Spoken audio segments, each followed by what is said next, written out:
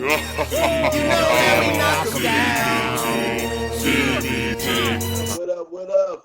Colossal Boxing Talk fam. It's your boy John G with Colossal Boxing Talk. Smooth cat. Hello. And it's your boy, Big Cool, CBT. We're back. Well, we're missing a couple pieces, but you know, they're here with us in spirit. They might pop on. But yeah, we here, man, to discuss big fight for both Adrians. Adrien Broner, Adrian Granados. This is really the start of a major, man, the whole next month, 2 months, 3 months is gonna be nothing but top quality fights, man. And we kicking off with Showtime, who been killing the game, man. They've been killing the game. Killing it. HBO, you gotta step the game up, man, because Showtime is on a mission to put y'all out of business. Showtime is on y'all ass. Yeah. Yo, how long is HBO going to hold on to that War Kovalev fight? That was in November. Y'all got to put something out, man. Well, they got Triple G and Jacobs coming up, so I give them that credit. They got Stevens and Lemieux, which, you know, they got some good fights, but you got to look at their Showtime schedule, man, and it's fire, man. Like JG, you would say it's fire, dog. So yeah. I'm gonna be real. Like War Kovalev was dope as hell, but that Chunky and what's the name fight, that Chunky and Jack fight was woo. I'm gonna have to watch that tonight. That was good. And then top this out though. Check this out. Clarissa Shields will be headlining a card on Showtime in March. What? First female to do that. Shields, she making noise. I mean, look at that Olympic gold medalist, two-time Olympic gold medalist on Showtime. Two time. Hey, shout out Devin Alexander on that one. Yeah, shout out Champ, man. We still rock with you. But yeah, man, we about to talk about this weekend's Adrien Broner, Adrian Granados fight. We're gonna start with Jermell Charlo, younger brother of Jamal, former IBF junior middleweight champion who recently vacated his title to move up to 160. He will be defending his WBC title against his mandatory opponent, Charles Hatley. And Smooth Cat, we're going to let you start this off because I know you're familiar with Jermell, as we all are, but also Charles Hatley. So go ahead and kick this off and give us your thoughts and predictions. Okay. You know what? This fight, it's actually a fight I was looking forward to. And actually, last year, I was expecting somebody else to fight Charles Hatley. So that person could be fighting Charlo, but that person rather not. I'm not gonna mention that name, but we all know who he is. Boo. Yes, sir. Doodle himself. But anyway, so I mean, this is a fight where Hatley has basically he been looking real good ever since he lost the fight to Leonardo Taina when Taina stopped him. So Hatley, he's been on the road. You know, he's made some key adjustments. He's boxing better. He's a lot smarter in the ring. And pretty much with Jermell, his last performance, I mean, everybody pretty much knows I'm a fan of Jermell Charlos, both of the Charlos. But I kind of like Jermell more because I feel he has more potential. That's not to shade Jamal in any way. I just feel Jermell has more potential. But anyway, like I say, with this fight, I wasn't impressed when I saw him last time because he got into a role where I don't like him to be at, where he basically was he was fighting the wrong fight.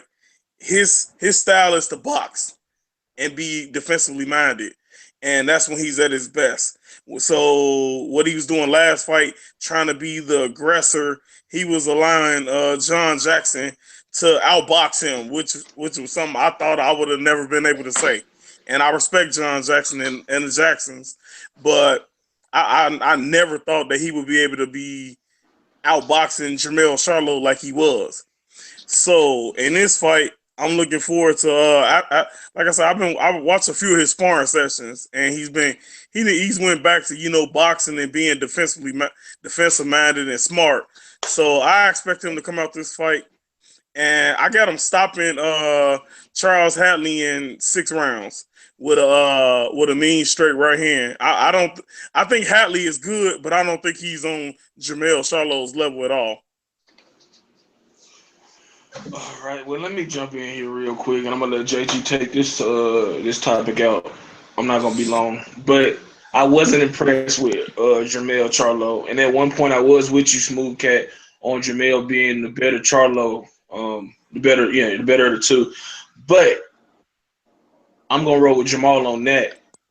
Jermell, he got off, man. I'm gonna be honest, he got off, even though he did create the opportunity because he threw the punch that and turn and loses and have a mental, lapse at that moment when he got hit with that right hand. But like you said, I didn't think John Jackson would be able to do what he did. And he wasn't just, it was like a 3-round or 2. He was dominating that fight. He made Jermell look amateurish at times and look really confused. And good partner of mine, Twine, that I do the podcast, the movement, and he with Who Jab, he did make a good point that it was Charlo's first fight with Derek James, his new trainer. So I'll give him the benefit of the doubt in that. I still think he's very talented, but I'm definitely not high on him like I was in the past. And like I said, no knock to John Jackson, who's a good fighter. He proved that, and I would definitely love to see him fight, in some more fights against the top guys at 154 because he's a very good fighter with big power.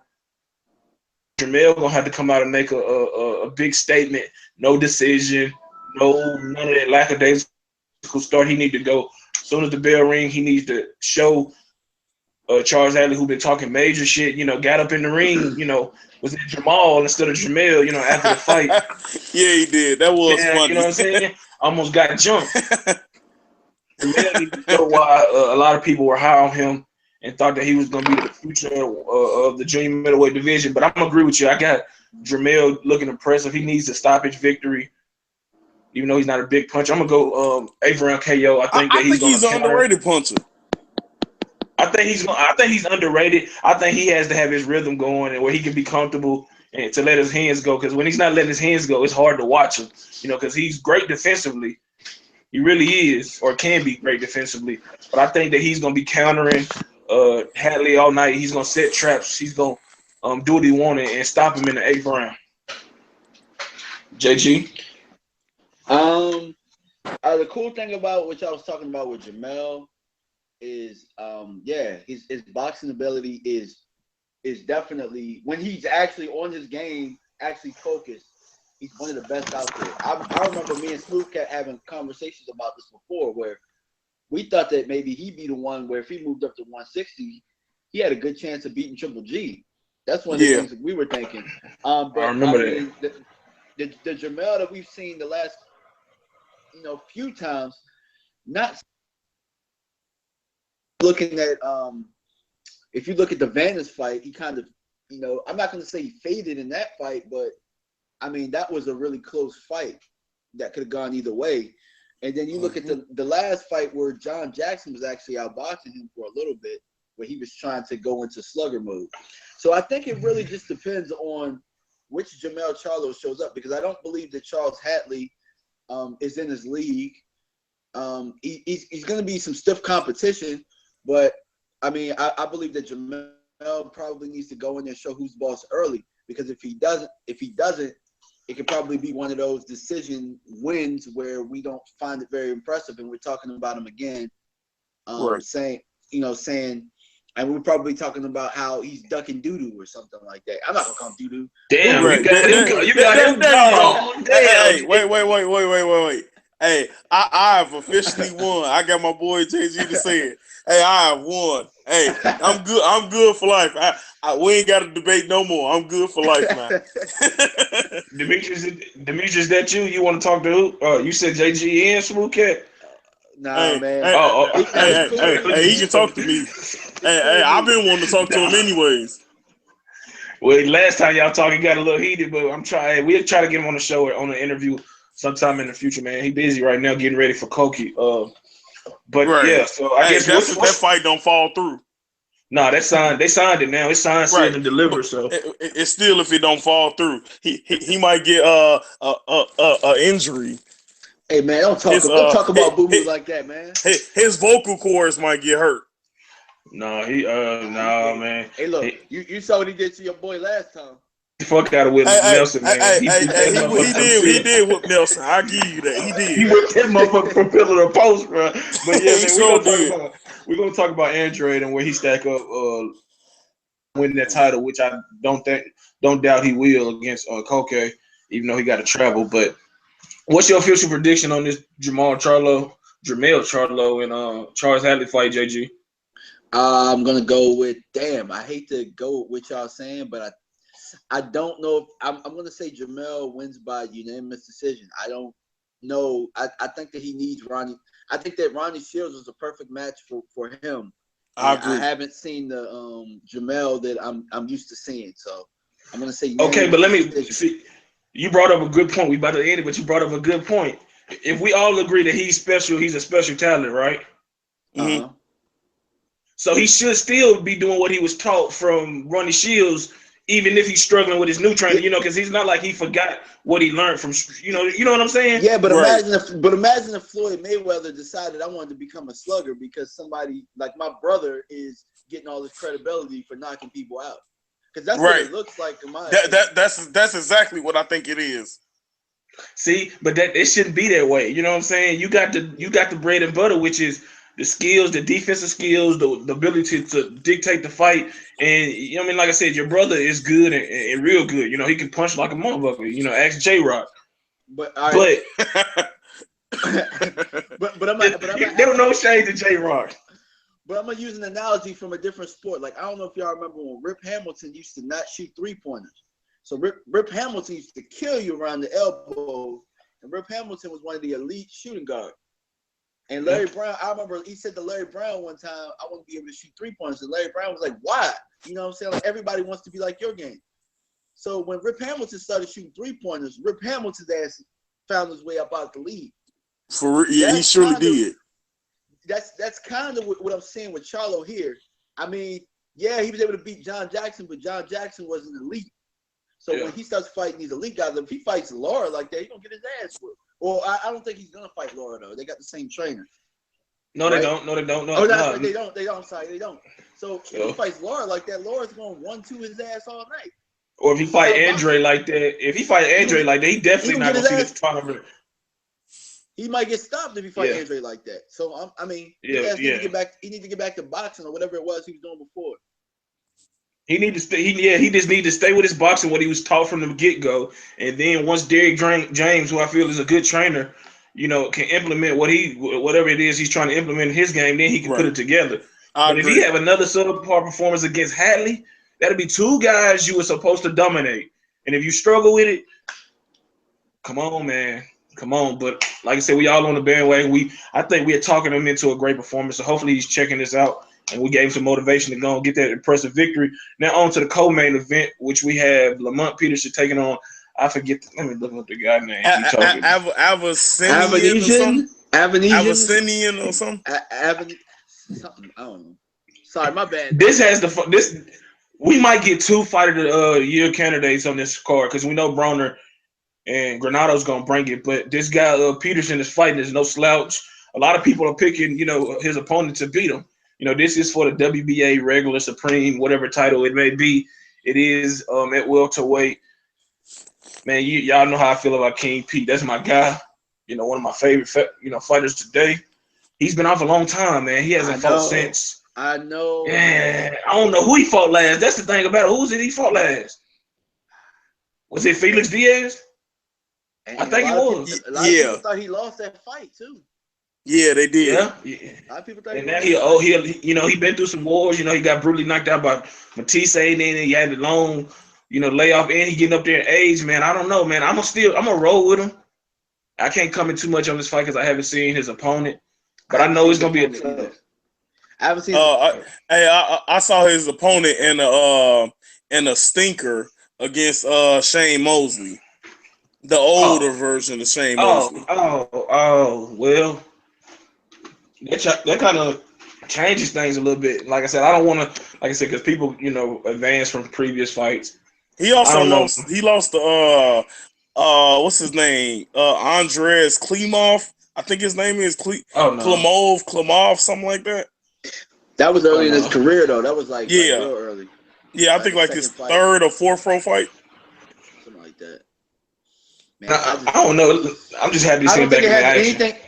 Can I go first? Yeah, go ahead. I don't think it has anything to do with his opponent being better than him. I just feel like he's been laid off for so long, man, that I'm just afraid that he's gonna come out here and like lose, man. I mean, guys obviously they want to give him fights. He's been laid off for so long, and they're gonna come out here and fight this guy. I don't know, man. Something tells me that Lamont might lose this fight. I don't think it's gonna be a knockout, but something. I don't know what it is. Like maybe it's something that's gonna be controversial. Yeah, I know you thinking it too, man. I know. That's why you made that face. Because when you saying that, because it's two Lamont Petersons. It's two Lamont Petersons. It's the Lamont Peterson that fought Matisse, just lost his mind and thought that he was fighting somebody that he kind of fights to his competition, dog. So, or he fights stupid. Yeah. So because I don't know who told him that Matisse couldn't punch. He fought that motherfucker like he was fighting Tim Bradley or Paulie somebody. Malignaggi. Yeah, he went in there like, nah, this dude can't punch for real. That power is overrated. And then like 3 knockdowns later, he like, you know what? But he could also fight like he did the second half against Swift, or when he fought You mean against Tank Feet? Yeah, Tank Feet, 6 toes, whatever, 6 guy, whatever you want to call him. You know what I'm saying? Shit, he like he fought against Swift. You know what I'm saying? I don't know. It's all about his mentality, man. If he's using that jab and using that lateral movement and using the ring and getting off combinations and working that body, then he can win. But if not, because you're gonna have to knock him out. You know what I'm saying? He don't quit. He don't do none of that questionable shit. You know what I'm saying? You're gonna have to carry him out on the stretcher. You know what I'm saying? For him, for you to say you won. But he can get dropped. Yes, he can. And he also can drop you. It just depends on it depends on his, I don't know, dog. To the body. I feel like he punches hard, but he punches hard to the body, but he don't drop nobody with it. Like it just but he does suck the life out of you though. He does kind of. Yeah. I think he knocks you out mentally. Because Danny Garcia, if that fight was 15 rounds, Danny Garcia would have got knocked out. Hell, if that fight had another minute, Danny Garcia was going to bed. Yeah. Look what he did against Jerry Dean. He was going to bed. I don't know if he was going to bed, but he would have been stopped. He'd have been stopped. He thought about taking a nap. You know what I'm saying? Like the ref would have stepped in. Yeah, man. Like I said, that was. And that's the only thing that scares me about this fight is because I don't think that Lamont can. I don't think he can knock anybody out. I mean, obviously, boxer can knock anybody. He can knock you out, but I don't think he has the elite. You know what I'm saying? Like I could put this guy away. I'm better than him, so I could put him away. Like if Lamont stinks, this guy could win. Lamont has to be at his. You know what I'm saying? He has to be at his best in order to, you know what I'm saying, put this guy away and beat him. Yeah, man. Like I'm rolling with Lamont, man. Like you call this a blind pick, and this is not no bias, even though you know what I'm saying. I think it's gonna be a tough fight. He might get dropped. It's gonna be one of those. Like I said, it's gonna be a fight of the year. Potentially depends on if the guy is good as a lot of people advertise, and if Lamont still has some left. You know what I'm saying? He's been in a lot of tough fights. But if he can get a decision over Amir Khan, he can get a decision over anybody. As you've seen with his fight against Felix Diaz, he clearly lost. So if it's close, I expect him to not. Smooth cat. Or you could say this too. Go ahead. Go ahead. Then Smooth take it off. I was gonna say the cool thing about, the one thing about Lamont too is he's getting in work in the gym. So we're talking about Russ. Maybe it's just like not being, but he's getting in work with his brothers, he's getting in work with Broner. whoever come in that gym. Like in DC, they work, they work, man. So he's gonna come in shape. My favorite trainer, Barry Hunter, go being there talking shit. He's gonna be old. Yeah. Barry Hunter, like, what the fuck? Go ahead, what Barry Hunter be talking that shit to? You want this? Do you want this? That should be funny as hell. Go Smooth. Okay. Hey, okay. Like I said, in regards to Avanos, however you say his name. Hey, sorry for mispronouncing your name. But honestly, from what I seen, because I remember watching the Mosley fight, and like you said, I mean, he clearly won the Mosley fight. But do I think that he's gonna? Do I think that he's a real huge threat to Lamont Peterson? No, I honestly don't. I'm gonna be honest with you. I think Lamont's gonna have a field day on him. And I'm so serious. I believe that he is tough, but he's kind of limited. He I mean, he's basically like a lot of not a lot. Some of the overseas fighters where he's good at, cutting the ring off and doing like smart technical things of boxing, but it's like he's lacking the it. It's like he's not like this huge elite puncher. He's like he's active, but he's not an elite puncher by any stretch of the imagination. I think Danny is gonna not Danny. See it? I'm already thinking about. Hey, I'm already thinking about that individual who's gonna get wiped out. But anyways, I think Lamont is about to. I think Lamont gonna have a very good performance. I got him winning a dominant unanimous decision. Like this is a 12-round fight or a 10-round fight? Yeah, it's for the WBA some regular some title. Okay, so I got Lamont winning this like 10-2, 11-1. I mean, I'm gonna be honest with you. Like I say, and oh boy, is tough. He's tough as hell because I remember Mosley hit him with a couple of hard shots and he took him. But I mean, I think Lamont has the style to kind of like to open him up to get him to showcase. Lamont a slow starter too. Though. He's slow starter. Look what happened to him against Swift. Well, I mean, you see, in that fight, I won't call it a slow start. He was trying to wear Danny down, and actually, I mean, people was giving Danny rounds for just throwing punches. I mean, he was missing a lot of his shots, and he was still giving them rounds. And so I didn't understand that element, but I mean, that was a good fight. But I think Lamont gonna look good in this one. I think he'll be very impressive. I think he gonna put on the clinic. Like I say, 10-2, 11-1, unanimous decision. Lamont Peterson puts a beating on Avis, whatever his name is. King Pete. Okay, we got some footage. Here he is right now. Yeah, after watching about like 30 seconds of footage, I was watching it, and I tried to flip it over, and that's why I got kicked off. I got this dude. I'm sorry. Hey, watch this. Mosley go hit him. Mosley hit him with a nice, I think it was like a 3 or 4 punch combo, and he had dude like reconsidering. But he is a tough fighter. I just don't think that. I don't think he on Lamont level. And I think a 38-year-old Mosley knocks him out. Damn. Well, shit. I'm already picking Lamont, so. Well, we're gonna go to the main event. Yeah, the one thing that I think. Yeah, please. Go ahead, JJ. You want? Okay, well, yeah, we going to the main event. My boy Adrian, the problem. Broner. Man, look, man. I don't care what nobody said. That's my dog. Even if he doing stupid stuff, man. You know what I'm saying? He can't make weight, or he whatever people criticize him. I guess rightfully so. The fight is going to be at welterweight. It was going to be at welterweight anyway. It was scheduled to be at 142, but he informed Granados a couple of weeks ago that he wouldn't be able to make 142, so could the fight be at 146? Pretty much still welterweight. Granados agreed. Some people say he shouldn't have. But I look at it either way. He was going to lose. No disrespect to him. He did beat up on and stop Amir Imam, an impressive victory. But Amir Imam is not Adrien Broner. So, Smooth Cat, what are your thoughts and predictions on this fight, man? Okay. Pretty much. This should be a real good one. I'm expecting Granados to come out early, applying the pressure.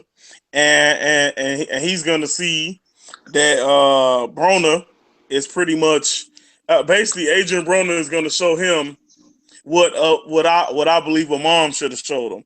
Okay, cause like as we know, Broner is very accurate with his shots.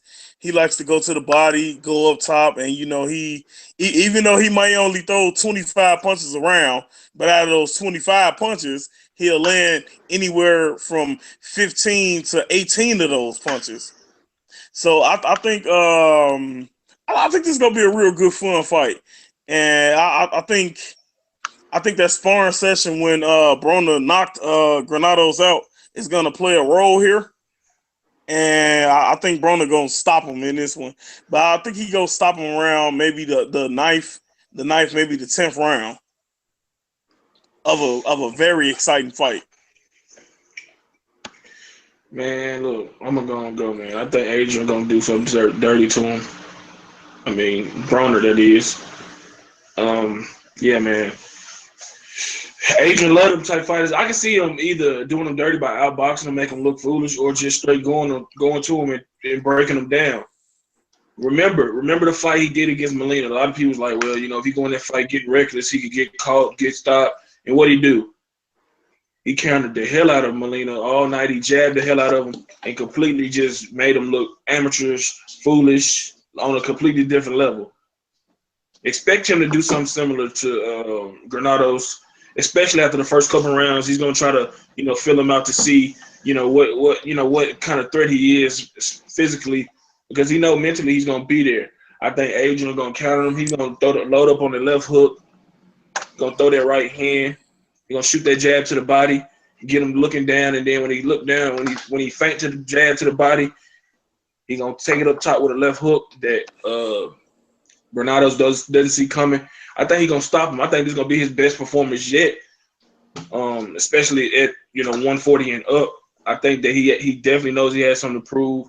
It's do or die for him, really, man. If he loses this fight, he needs to really strongly consider doing something, becoming a full-time promoter or whatever it's gonna be, or a rapper, because hey, it's a rap. I'm being serious, man. It's a rap. You can't.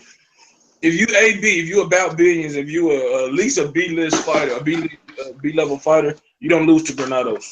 You know what I'm saying? Yeah. You don't. Because we know Adrian Broner has A-level type skills, but he's yet to put it all together against truly elite competition. And I don't care he went toe-to-toe with Maidana. He didn't win that fight. He didn't come close to winning that fight. So we know he's tough. We know he can punch. We know he got a good chin. We know he ain't no hoe, no bitch, or nothing like that. But he gonna have to put together a complete fight, mentally, physically, What? Game plan, everything, man, everything, bro. He just got to put the fight together, man. JG, gonna take it out, man. I got Broner by Man, Broner. I think that. Damn, I hate when we all agree. Broner is going we haven't been hearing much from him. Like Broner's been really training. Like when Broner gets like this, I mean, yeah, the weight issues coming up, but man, he gonna beat the hell out of this dude, dog. He gonna be like, show me my opponent. Show me my opponent. Man, it's probably gonna get bad for him. I mean, like I said, who knows, man? Because I don't be liking what I be seeing from Granados, man. He be like, they be giggling and laughing at each other at the press conference and shit. Broner be calling his name. He'll look over there and be giggling and laughing. Like, what is that, man? Don't be laughing at this dude that's trying to take your head off.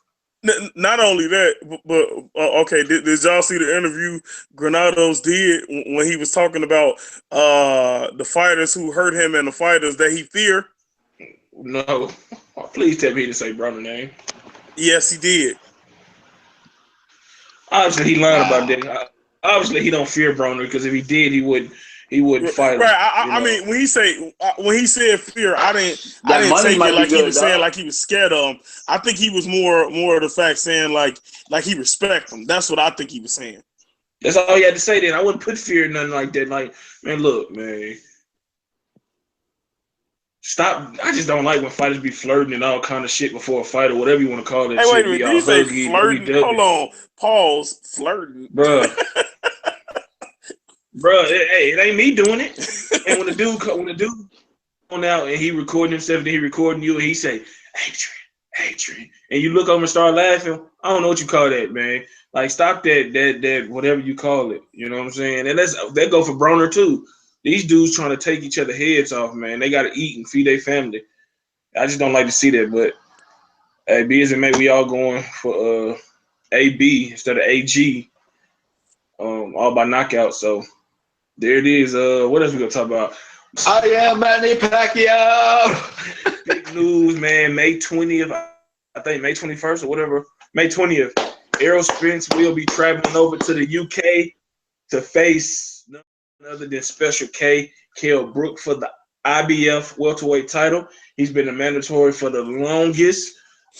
Spence has been hyped.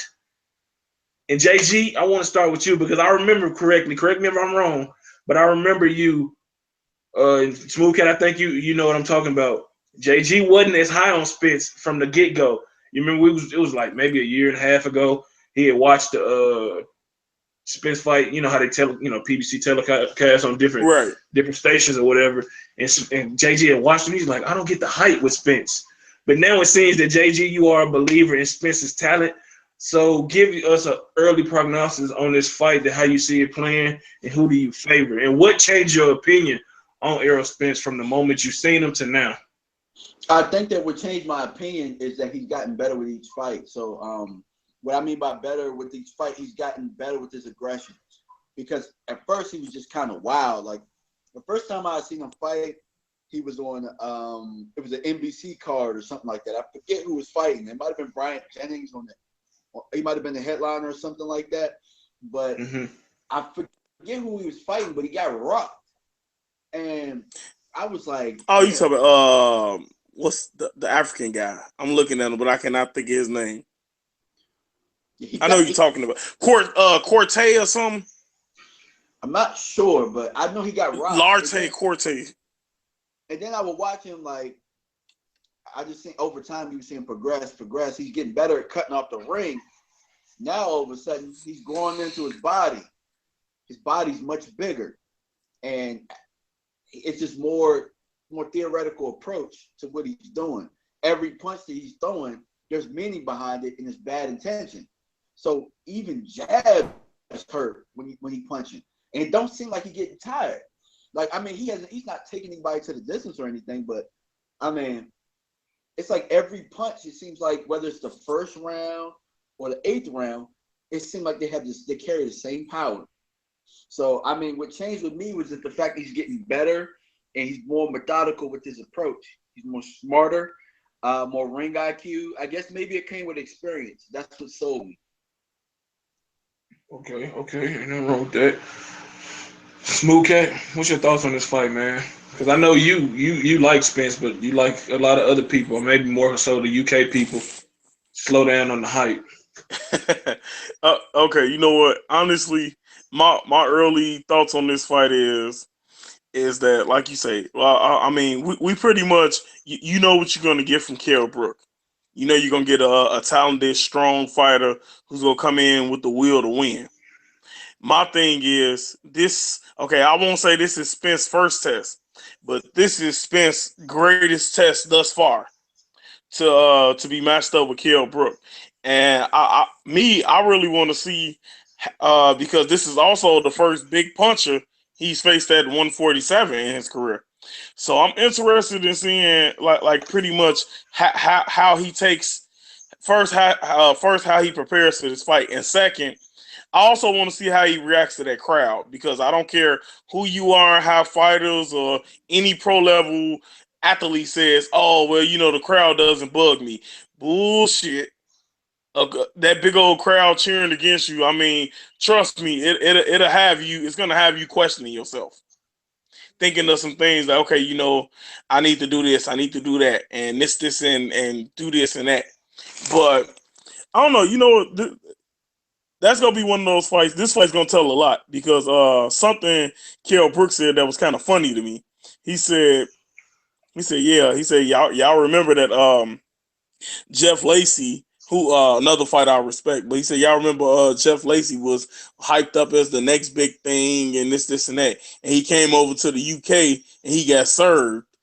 And he called Spence some stuff like what he called him like a chocolate Hershey or something. That Hey, sound gay as he hell. basically That sound gay. right. No, But he said something like that, like basically like he finna make easy work of Spence. So hey, I'm interested in seeing how this go because, like I say, both fighters they seem ready. Both of them. Spence say he gonna knock him out. Kell Brook looking to knock him out. So that mean they both finna come. They both finna get in the ring and we finna prepare for a great war. So May 20th, May 21st, hurry up and get here, damn it. Also, hurry man, up May look. 4th, March 4th, damn it. Oh yeah. Man, look. This how it is, man. No pun intended, not whatever. He is the truth. But Brook is a champion for a reason. He did defeat Showtime Porter to win that title. But let's be honest, man. Outside of then he fought Triple G, so I almost caught myself. I almost put myself on Donkey of the Day, even though Charlamagne Oh ain't watching man, this. Outside of them two guys, it really for a guy that's been fighting as long as he has as many fights, you would think his resume would be better with better, quality guys. Triple G, yes. He went up there, he did some things, looked impressive and, evidently eventually taking a loss, but he did some things. He looked good in that fight. He looked good against Porter, but he wasn't dominant. And now, after coming back, first fight back, taking on a young up-and-coming guy, former Olympian, guy who can punch, who's aggressive, who works the body well, can box, still growing, but he's motivated as ever to, come in your backyard and take your title off of you. And you coming off of a broken orbital bone in a fight that it wasn't just like one punch and the fight was waved off, like, okay, you broke your orbital bone, you can't continue. It was a beating leading up to that point. You know what I'm saying? Get hit with left hooks and right hands and just was getting his ass beat. Broken orbital bone. How is he going to be? Is that orbital bone fully healed? You know what I'm saying? Is it going to hold up to the power and the pressure of Spence? And will Brook mentally hold up to that? Because make no doubts about it. Porter and Spence are two different type of fighters. Spence is gonna bring it, and he's gonna be digging those shots to the body. He's gonna try to take his soul with those shots. You know what I'm saying? When I asked Chris Algieri what happened, or any other guy that's faced Errol Spence, Spence is coming to make a huge statement that he has arrived, and that he is indeed the future of 147. And it's like we ain't gonna give no predictions. You know what I'm saying? Because it's still a lot can happen from now until May 20th. And you still, require yourself to do more studying and film study. But I don't know, man. If we're gonna tell early, we're gonna be able to tell early if Brook is fully, there mentally as well as physically. That first shot to that eye, how he reacts to that power in those first few rounds after getting that body tested. So we're gonna see. But this is a 50-50, 60-40 type fight. I see why people favor Brook. He is more experienced, and plus he has the home country on his side. Everything points to him if he could, see the final bell, getting a decision. But anything short of that, I think that, to be Spence with his hand getting raised. But like I said, we'll definitely do a longer hangout talking about that, or a Google hangout just about that or a fight. distinctive breakdown. I'll get on that. Distinctive breakdown. We'll all talk about that and tackle that with the whole crew. But man, also now next, go ahead, JG. I was gonna say one thing that y'all didn't tackle, which we'll touch on, is the fact that Errol Spence just like Triple G is very good with that lead foot and dictating the pace on cutting off the ring, but he has a different wrinkle to what gave Brook trouble. Is that he's a southpaw.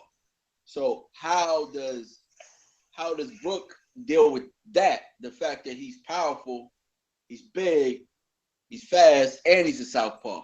So that's another wrinkle to add into, the limbo of it being 50-50. Yeah, I mean, like I said, what Spencer's about 5'9". He taller than Brook, right? 5'9", 5'10", one of them. No, I think they're like the same height. What, 5'9"? 5'9", 5'10", or something like that. But I ain't gonna sleep on Brook though, cause he times the hell out of you. He know how to offset your Porter, and that's Triple G early on in that fight. He can counter you. That straight right is his money punch. So I mean, Spence can't square himself up. He can't get overly aggressive, or he can, or he will find himself getting off the canvas, whether it's just off a knockdown or somebody waking his ass up off a knockout. So he has to be defensively responsible and aware, keep the head on the swivel, and not get caught coming in, because you will be made to pay. But we about to move on to the next topic. Jamal Charlo, older brother of Jermell Charlo, his IBF junior middleweight title to seek more bigger challenges at 160. What are y'all prospects of him moving up to 160? JG, do you think he's the guy that could potentially – is he the real threat to Triple G? Not Canelo, but is Jamal Charlo the real threat to Triple G and fight sometime down the line? I'll tell you what, man. He poses a threat to Triple G. I'm not sure that he beats him, but that's definitely a fight where Triple G would definitely have to be on his A game. If he's not on his A game, he could definitely get put out of it. I don't care who you are. This dude can hit, bro.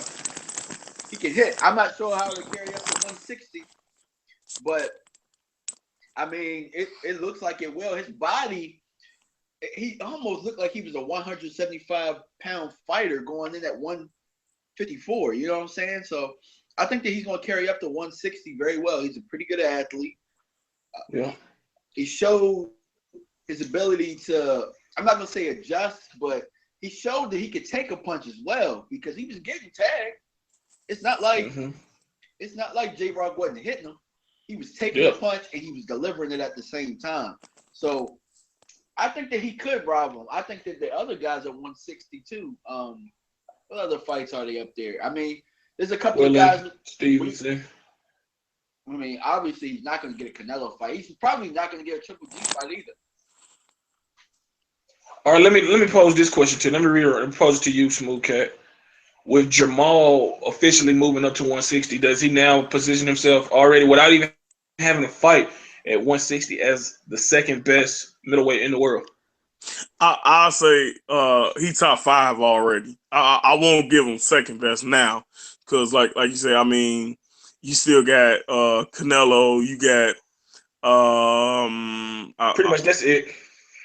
True, but I mean, you got to be kind of official with it. So you got to give Billy, I'm scared of everybody, Saunders, his credit as a champion, even though his competition he's fighting is lackluster. But I'm gonna say this: in my mind, with him being at 160, he's already the third best fighter in that division now. And he has the capabilities to defeat either Golovkin or Canelo. I'm not saying he will beat Golovkin, but he has the potential to be able to beat him. This is what I'm gonna say. I'm gonna be 100 for real. If Triple G want to fight somebody, or want to fight Jamal, the time would be now. Not a year from now, not 2 years from now. Because if this fight takes place a year or two from now, he's gonna be out there stretched out. I mean, Jamal is gonna take his head off, and Jamal is one of those fighters. Like you say, he come out there to knock you out. He don't come out there to try to outbox you or try to, he come out there to knock you out. And if an opportunity presents itself,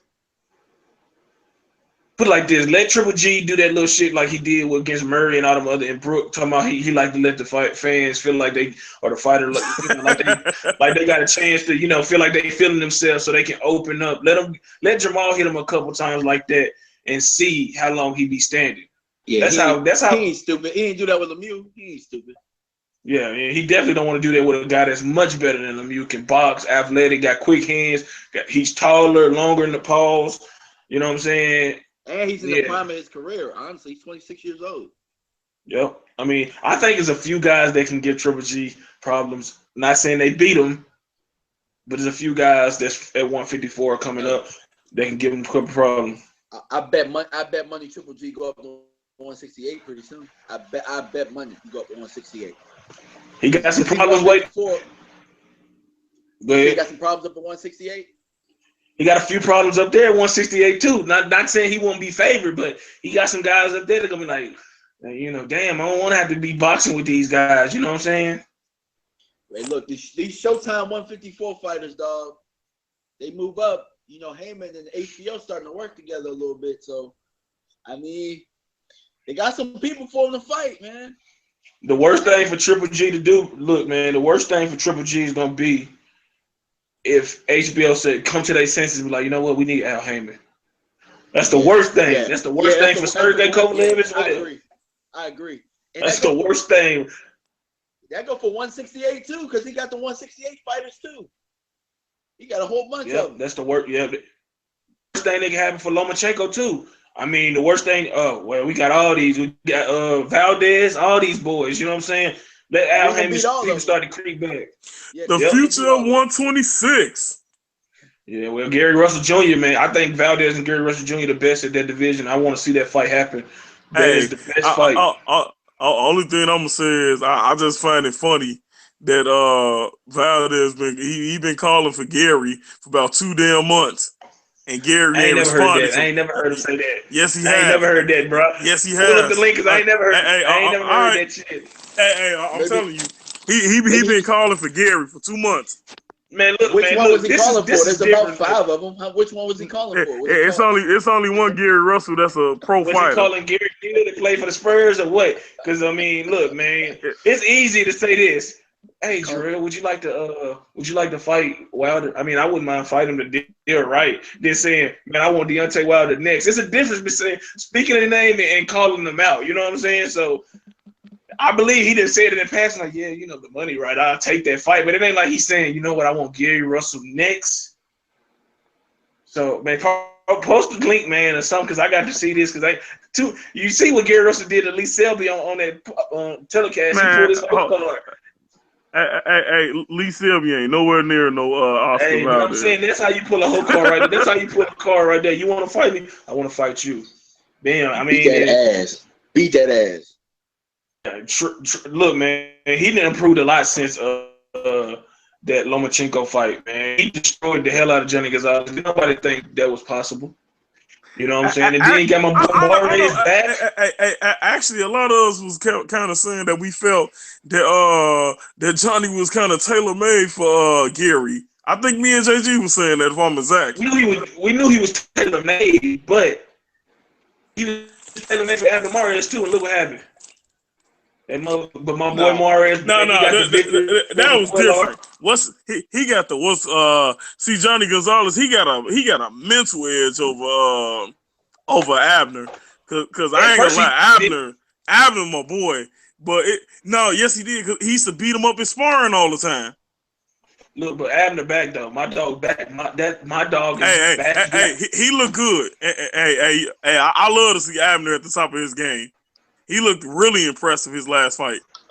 And I ain't gonna lie, bro. Y'all might be tripping off this what I say, but I still wouldn't mind seeing him versus Nonito. And I always wanted to see that fight. I mean, it ain't no. Wait, who versus Donaire? But that's Adrien Martinez versus Nonito Donaire. I want to see that fight, man. I still think Nonito got Donaire, so he's not fighting at 126 no more. At this point, it's nothing but power. Donaire said no more 126 fights for him. He said he done at 126. Like he will. I think he said he would. He just got to let his body adjust to it, like take a fight like at 123 or 124, and then, you know, slowly get into that. But, man, like I said, there's a lot of fights, man. Like, yeah, but you said it right, though. Triple G move up to 168, man. He got some dogs that's waiting on him. The Gale. No, you good. Anthony. I mean, these are tough fights. Not saying they victories for the guys I just named, but these are tough fights, you know what I'm saying? This really right. Ramirez. make the oh, wait. Stop. Please don't mention no Ramirez. Please don't do that. Why, I'm bro? sorry. Why? Please don't mention the knockout waiting to happen. I'm sorry. Hey, I like him. He's very exciting, but dude is a knockout waiting to happen. Yeah, maybe he can fight Ward. I mean, you know what I'm saying? Hey, that fight still might be on the table. Depends on how the money looking. You know what I'm saying? I don't know, man. We still wait on Triple G's super fight. I mean, but he is giving us Jacob, so I'm excited about that fight. He finna get it when he fight Canelo. Dang. Yeah. Canelo. That's man, that's his first super fight. Hey, Yeah. well, shit, he got to get past Jacobs first, man. I'm telling you, I ain't claiming Jacobs gonna win, but if he do win, I'm just picking me smiling. If he win, I know he ain't gonna win, but if he win, I don't want to hear no Triple G fans say a damn thing. Nothing. I'm talking about he getting it worse than Adrian Broner got it. No. Right. Yeah. No, he gonna beat the hell out of Jacob. He gonna fight Canelo. Canelo gonna Andre Ward his ass. Everybody gonna swear Canelo ain't win. Yeah. That's what's gonna happen. Nah, bro. Who would you say he gonna what? Say that again. He said he go Andre Ward his ass. He threw Canelo naming out. Say that again. I said what's gonna happen is Triple G's gonna beat the hell out of Danny Jacobs.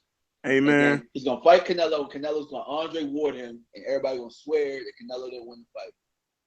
Also, Canelo gonna fight Triple G. Yeah. Look, man. I know Canelo ducking him. I'm just saying. Look, man. Look, bro. Look.